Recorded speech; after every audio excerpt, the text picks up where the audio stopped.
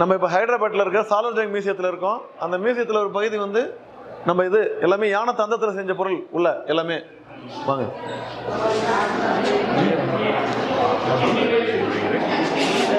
யானை தந்தத்தில் செஞ்ச பொருட்கள் எல்லாமே அந்த காலத்தில் வாள் எல்லாமே கலைப்பொருட்கள்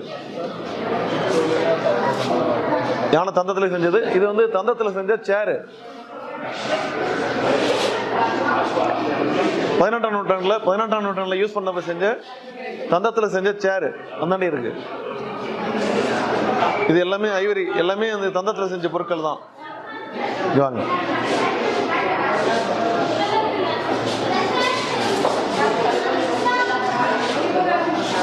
தந்தத்தினால் செஞ்சப்பட்ட செஸ் போர்டு, இதுவும் சேரு, எல்லாமே கலை அம்சமா இருக்கு. நம்ம சாலர்ஜங் மியூசியம் ஹைதராபாத். யானை தந்தத்திலான கலைப்பொருட்கள், தாஜ்மஹால், அது மேலே வந்து அம்பாரி போகிற மாதிரி, யானை அம்பாரி போகிற மாதிரி எல்லாமே இருக்குங்க. எல்லாமே யானை தந்தத்தில் செய்யப்பட்டது.